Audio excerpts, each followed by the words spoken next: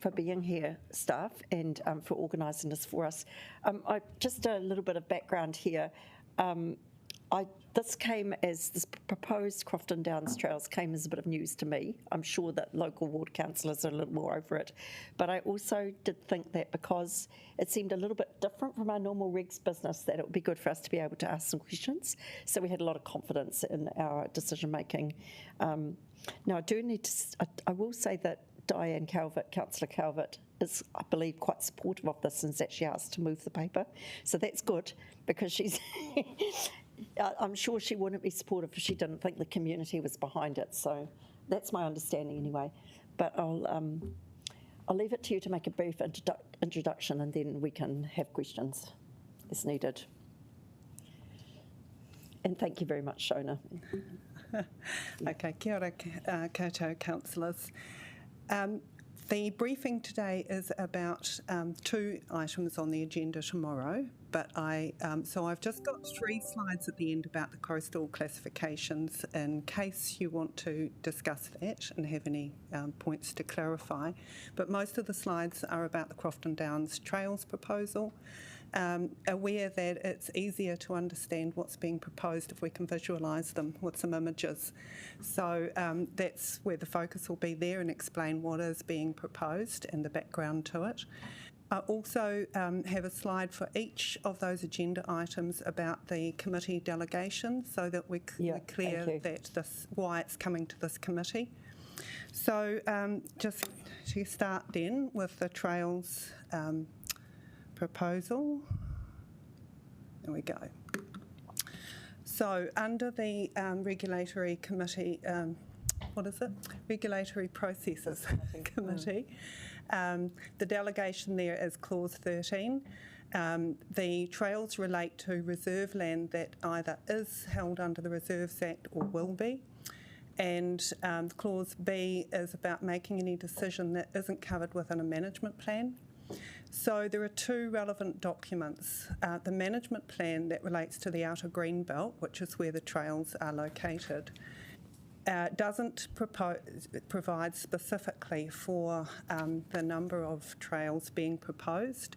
So it identifies a need in the Crofton Downs area for some future short connector tracks and possibly a single downhill mountain bike track, but it doesn't mention anything about multiple downhill tracks. The Outer Greenbelt Management Plan also says that the track network within the Outer Greenbelt will be managed according to the Open Space Access Plan. So we need to go to that document as well.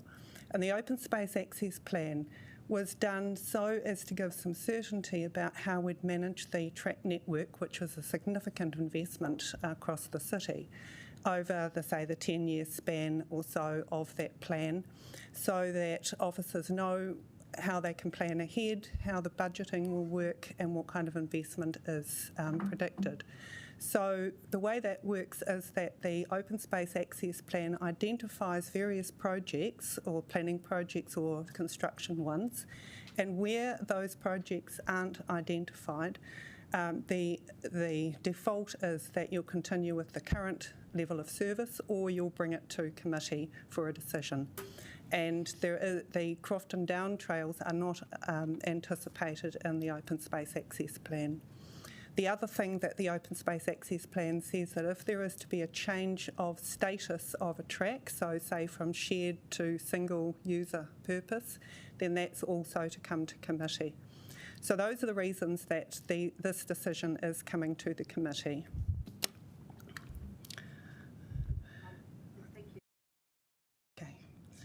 Do you want to take questions now, or shall we resume? Shall we go through? I'll explain about the proposal, and then we'll pause at the end of the Crofton Down Trails. Would that be all right? Lovely, thank you. Okay, so this is the proposal that has been consulted on, and for this slide I'll just really explain about the context, because I've got a separate slide for the particular tracks. So we have 4 tracks there, 1, 2, 3, 4, coming down into the head of the Silverstream Valley, which is the inland part of Crofton Downs. The green ridge is Outer Greenbelt, and that is the main ridge. You've got Mount Coco up to the right, and the Skyline track goes right along that ridgetop and continues on to the north and south. That's a regionally significant biking and walking track. And tracks 4, 1 and 2 all connect or link up to that Skyline track. Now, of significance also is that most of that outer greenbelt that you can see there has high natural values and landscape values. And the other point is that just down below the orange marker, you'll see there's a label there that says the Silver Stream subdivision. Now, that's a new housing subdivision that is partly developed, but there's still some more work to be done on it. And at the head of the valley there, where the 3 tracks all come across some plain grey area, that is future reserve land. It's to come from that subdivision, but it has not yet been vested in the council, and we're not quite sure what the timing for that will be, which does, that affects the timing of developing those 3 tracks. So going on to tracks 1 and 2, these 2 are steep. They are bike only, downhill only, and they are grade 5 or 6, so that's for expert and extreme riders.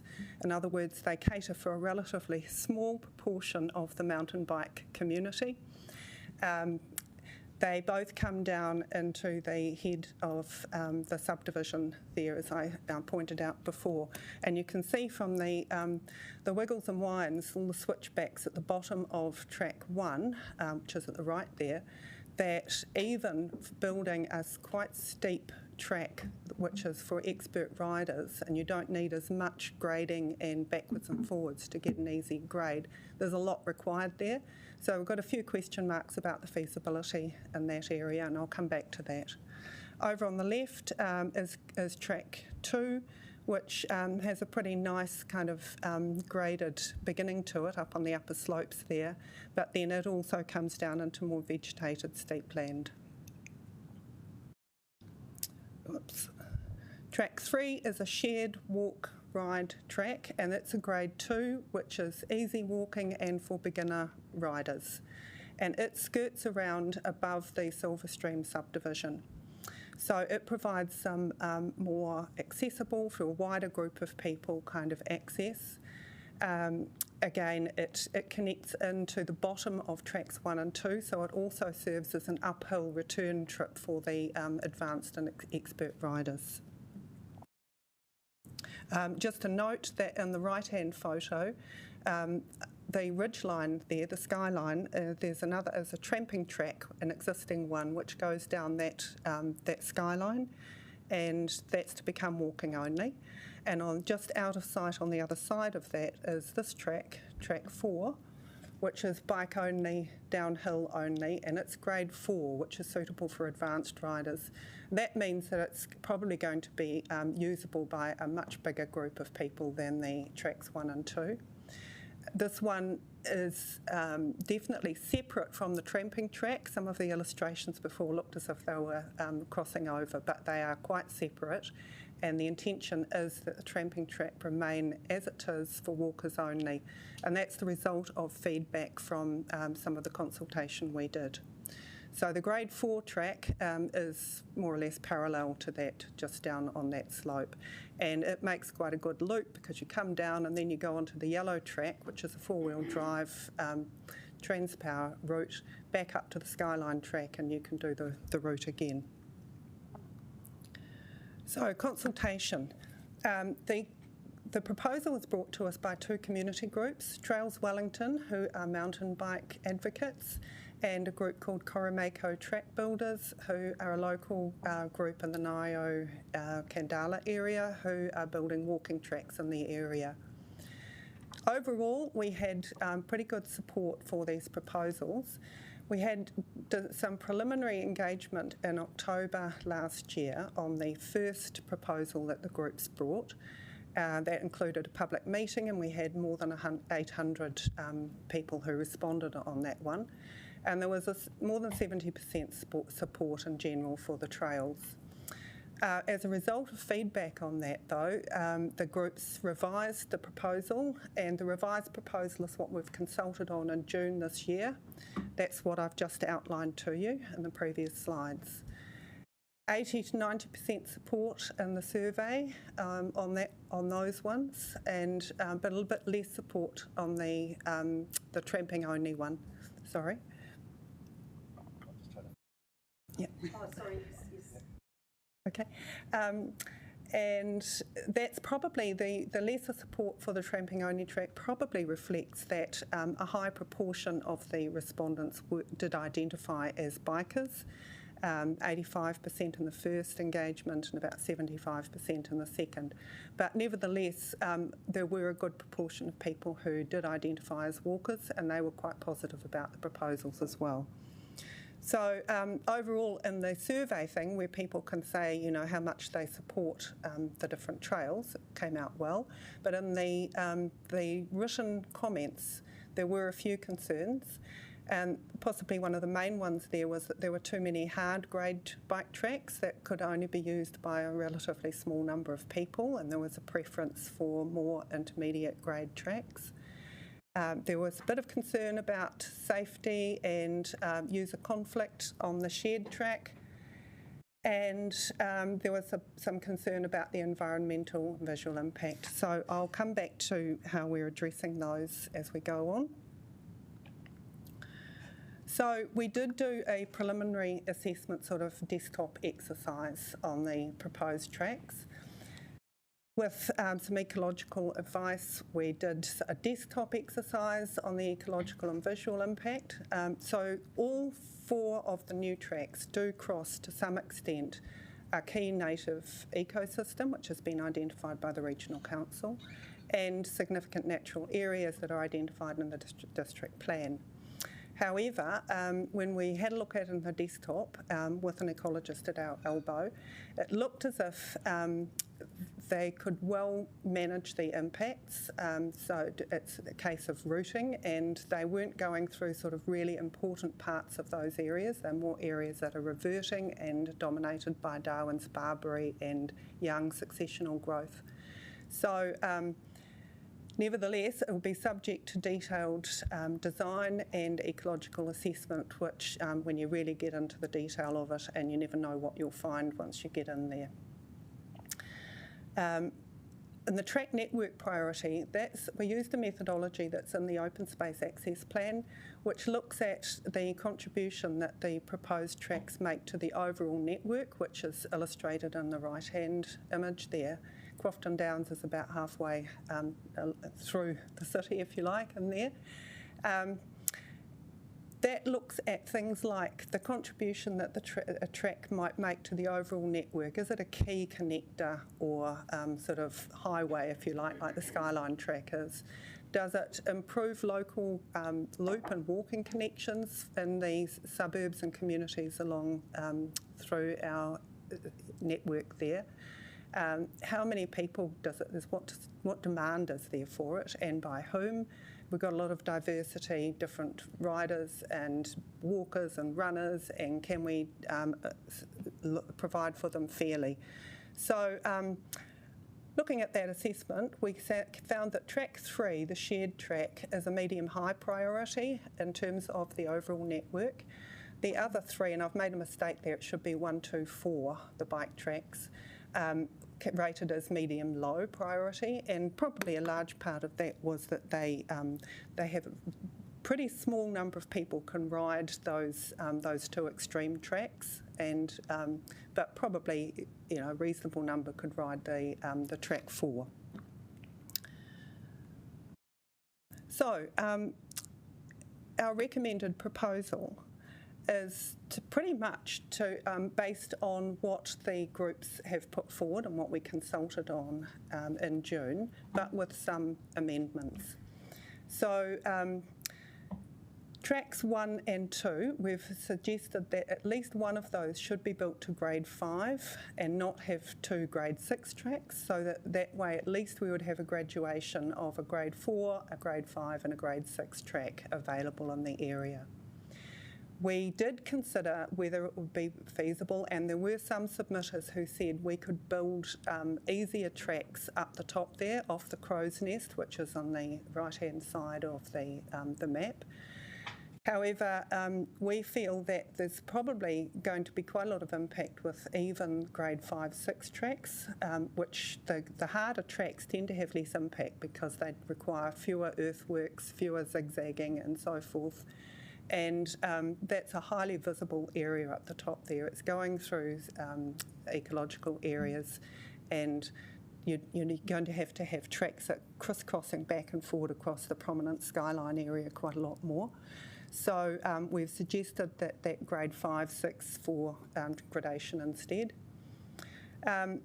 Also, in recognition of the preference for easier tracks, one of the walkers suggested that we should extend the track 3, the shared track, along an informal walking track that they've got already in place, and we have thought that would be a good idea. So extend track 3 right across the head of the valley there until it gets to the City Council boundary, where it joins in with some informal tracks that the neighbouring landowner permits people to use.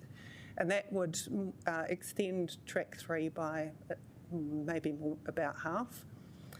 And we've also suggested that one of the submitters said, let's put a connection down to one of the local streets as well from track 3, and that would make for a little loop. So all of those are included in the amendments. The other thing is we've drawn a big circle around the centre point there, which we've called the convergence area. And that's where we think that there could be some problems with feasibility and possible environmental impact. We've got 4 really steep, gnarly kind of spurs that come down there. There's about 3 streams that all come together there. We've got the remainder of the subdivision happening in that locality as well. And we've got that, it's dark brown in that map, the future reserve land. And there's uncertainty about when that will become available, what it might look like when it does. And I might add that there's a new developer there. The previous developer went into receivership, and so the new developer's just sort of getting started on what he's doing. So we've circled that as being an area where we think that we can have tracks 1, 2 and 3, but they might not look like that, and there may be some other solutions as to how far down the downhill bike tracks go, for instance, and where they will come out through the subdivision land. And the other important point about that is that we just don't do any development until we're sure that we have that reserve land and what it looks like. So the last slide on this one is the costs and timing. Estimated 100 to 150,000, which is for all various assessments, consenting, materials for volunteers, and some professional track building, because there's some stuff that volunteers can't do. So over to the right, you'll see we've said that funding can come from existing tracks renewal and upgrades budgets.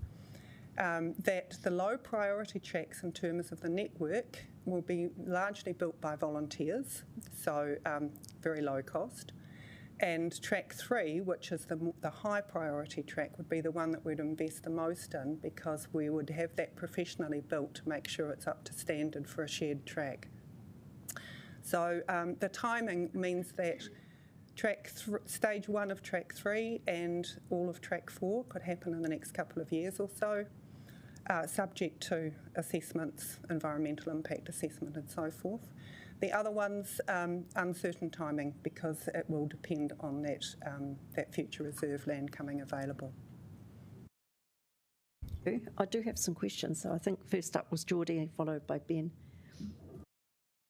Yeah, my first question was just clause 2 of the recommendations says agree to approve in principle. I was wondering why we're agreeing in principle and not just agreeing subject to, and then what's outlined in the rest of the clause. Good point. It could be subject to, yeah. Okay. So I guess in principle was to say that, was to acknowledge that what's there is indicative, and that, so that's the in principle bit.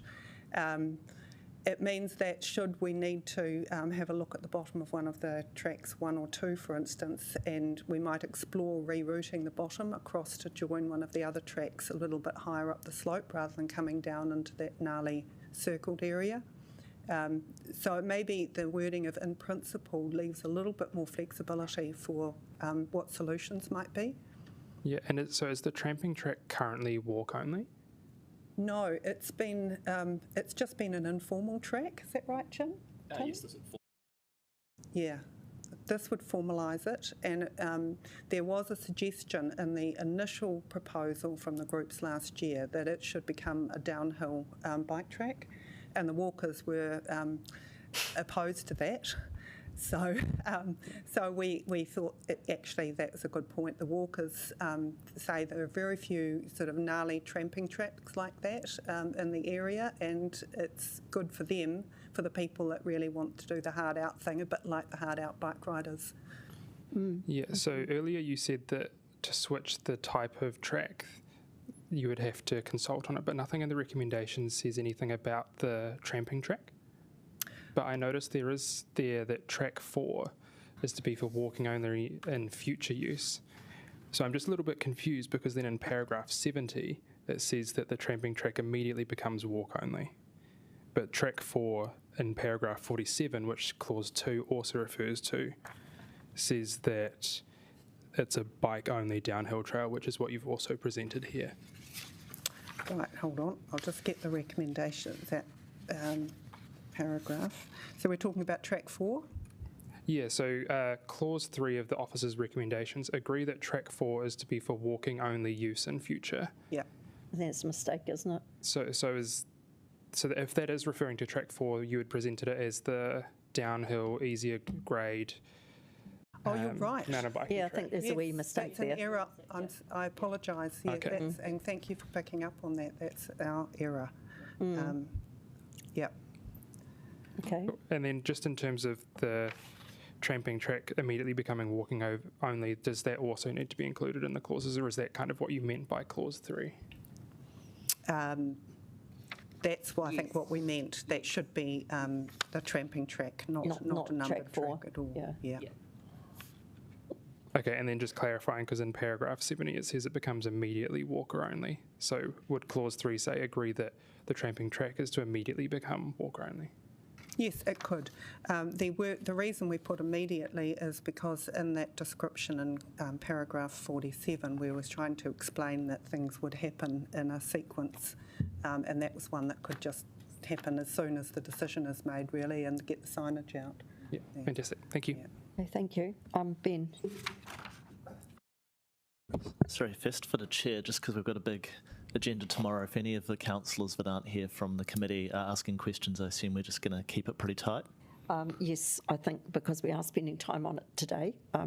Cool, they've had their opportunity. They have had an opportunity. They can watch it online even because it's recorded. Yes. Cool, fantastic. Firstly, environmental impact. I saw that was in one of the slides as one of the bits of opposition, but that bush isn't particularly great quality up there. There's some native, but a lot of gorse and stuff isn't. Yeah, I grew up in Aotearoa Street, so vaguely remember. The subdivision, that's all roaded. It just hasn't built the last final houses. Is that the case? We're not sure. Okay. Because we've got a new developer. So you could go potentially a bit further. Yeah, it's I think we've been trying to get in touch with the developer, and we don't know quite what the next plans are, but We've emailed the developer to ask for comment on this, just to alert him to the fact that this proposal was up. Okay. And he simply came back with a question and said, what about parking with bikes and so forth? I think he was thinking that perhaps there might be people wanting to park their cars so they could unload their bikes down there, which I think is unlikely because they're much more likely to go to the substation entrance, which is higher up, and go from there. Cool. Last one. CapEx or OpEx on that cost? So is that budget, that 100 to 150, coming out of capital or operational expenditure? That'll be capital. Oh, cool. Awesome. Thank you. I just have a couple of questions. So I looked at tracks 1 and 2 on your plan, and you were wanting one of them to be slightly easier than the other. Which one were you thinking might be more appropriate for a grade 5? Track Or 2. Track I think, 2, okay. I wonder about the cost. Is it really going to be enough? I mean, there's an ambitious program here. So the ecological reports are roughly $10,000 per track, Okay. which we have to do to comply with our consent. We have to work in SNA areas. So, for example, Okay. we've allowed up to 20k this current financial year to support Track 4, getting that off the ground with the mountain bikers. Yeah, cool. Okay, well, that's reassuring. I thought there might be more. Everything seems to always be more expensive than we think. And the other thing is, in terms of the developer and the reserve contributions, at what point do we say, sorry, but you have to put them aside? You know, because they have built houses, sold houses, and, you know, when do we actually say, well, come on, this is now required? We have actually, it's been a phased development, so there has been some reserve land okay. that's already been vested, and this is the last piece I to see. come, which is contingent on the last piece of the development happening, really. Yep. Okay. Well, there doesn't seem too much not to like. I think you're right about the visual effects. It's a very prominent peak. But yeah, I guess that's what the ecological and environmental reports are about. Has anyone else got any questions? So we're just going to assume violent agreement from the colleagues that are not here. Now, so shall we move then on to the coastal reserves? Sure. Thank you. Okay, so could I just say one thing? I think that picture that showed the actual tracks on the mountain would be useful if for tomorrow. okay. We don't need to see all the slide pack, but that is quite illustrative of what's being. Sure. Would it be good to have that on paper to circulate, or just have it up? Or on just the maybe screen? have it up on the screen. I just think it's helpful. Yep. Okay. I don't know if it's in our pack. I have had a look at the paper, but I didn't look at absolutely every last bit of it. So Yeah, it is one of the attachment 1. I think has got the proposal that was put up, and there's a series of visualisations in the pages following that. But I can just make it the single image. And I have think it just a available. single image. Yeah. Yep. Okay. Yep. Okay. Right. Sorry. Right. So the coastal reserves classifications, this is a follow-on to the paper that came to the committee back in June asking for approval to consult on the proposed classifications. So we've been to consultation, and now we're bringing the paper back again with the results of that. So first of all, committee delegation. That's fairly clear with this one because under clause 13C, the committee has the delegation to make decisions that relate to any classifications under the Reserves Act and declaring land to be reserve. So it used to be a ministerial delegation. It's now been delegated to territorial authorities to be able to do that. And it needs to be by resolution, and we can do any of those things on the right-hand side there: declare land to be reserve, classify reserve land, and reclassify reserve land. And the Act requires that any land that we hold as reserve must be classified, and that for a primary purpose. And the Act defines 7 primary purposes. There are 4 of those that are suitable for land in the coastal reserves.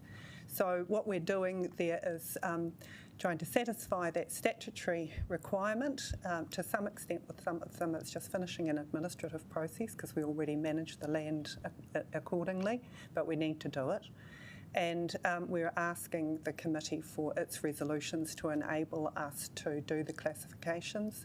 And the final step after having a resolution is to publish a notice in the New Zealand Gazette. And once that's done, the classification is complete. So, So the land parcels that we've identified for the classification were identified through doing the parallel Coastal Reserves Management Plan project. It was actually a sort of a subset of that project, and we do it with all our management plans. Most of the coastal reserve land is already classified, and we were just picking up on the various parcels that hadn't yet been classified for one reason or another. And the proposals are to have either recreation, historic, scenic or local purpose reserve. And all of those classifications, the proposals are set out in attachment 1. It looks a bit complicated because depending on the history of each land parcel, they are classified under a different section of the Act.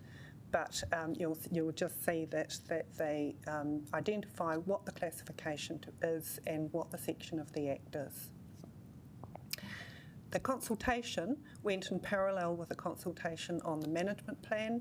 We got 40 submissions on the classifications, and we asked one question, which was the extent to which they supported overall the approach to classification, which I think we outlined back in June, which was mainly recreation reserve around the foreshore, scenic and historic reserves more up on the hillsides where we've got wilder sort of country, and where we've got very specific uses, local purpose. So the consultation was to ask people for their support for that approach, and also to give us any specific written comments and feedback on any of the proposals. So quite a lot of the comments were general, but we got one objection, which was somebody who said that these two sites, the Sirens Rocks and Te Rakahau Point area, should be scenic reserve rather than recreation, because they had significant geological and landscape value. So we've had to think about that and feel that on balance we should still keep with the recreation reserve classification, because yes, those values are important. In fact, they're important to the recreational users. Those are the very values that attract people there. But one of the big things that we're needing to do all around the coastal shoreline there is managing the huge pressure for recreational use that comes with being on the shoreline there. And the Reserves Act and the Recreation, Section 17, that provides for recreation reserves, I'll just get the right wording, it has 2 clauses. So you're providing for the physical welfare and enjoyment of the public and protecting the natural environment and beauty of the countryside. So being recreation reserve does not rule out protecting those natural values. More than that, in the district plan, though both areas are identified as having high natural coastal character, so there's some protection in the district plan as well. So our recommendation is to stick with the recreation reserve classification, and the other reason for that is that we have a reasonably consistent management approach all around the foreshore that way too. So the last item on that is just to give you a little bit more explanation about recommendation 6, which is to note that officers will bring a paper back to council next year with the classification proposals for some of the sites that we put out for consultation. And the reason for that is that some of those land parcels, we've had legal advice that they need a bit more due diligence into their Public Work Act acquisition. Sometimes if you acquire land for one purpose under the Public Works Act and then we want to change the purpose, there is a process we have to go through to say notify the change of purpose and possibly offer back to original owners and or iwi, depending on the circumstances. So legal team are going to help us with that. There are also 1 or 2 parcels which somehow have, even though the council owns them and they have a legal description, they don't have a title. And before we can classify them, they need to have a title issued. So again, the legal team will help us with those. That's it. Can I just ask, I completely support your reasoning, obviously, about the recreation versus just the scenic. What specific advantages do you see for the public in having it classified as recreation rather than just scenic? The recreation reserve is a little bit, It enables us to do a few more things than we Right. might do under a scenic reserve. So we'd spend a bit more money on rubbish bins or something like that. Possibly. Well, or something, yeah. Yeah. Yeah. And also, when you think about I'm not saying we'd necessarily do this in the two areas that she has applied, but in actual fact, one of the areas that it's a big parcel of land that goes right from Princess Bay round to Rakahau Point into Dorry Leslie Park. Mm-hmm. So it's a really big land parcel. And within that land parcel, we have those high natural values. We also have a big dog exercise area, and we also have changing rooms and car parking and all of those things. And so being recreation reserve enables us to do things like providing for changing facilities, and that's that item in the recreation reserve section in the Act about physical welfare for the public. Okay, thank you. That's all my questions. I don't know if there were any other from others here or online. Doesn't seem to be. Well, I feel very well informed, so thank you. And it's probably good that we had the extra time because these are complicated matters. Yeah, and quite significant matters actually. So there we go. It's not just all naming little streets and and traffic resolutions. Thank you. Okay, thank It's you. appreciated, yeah.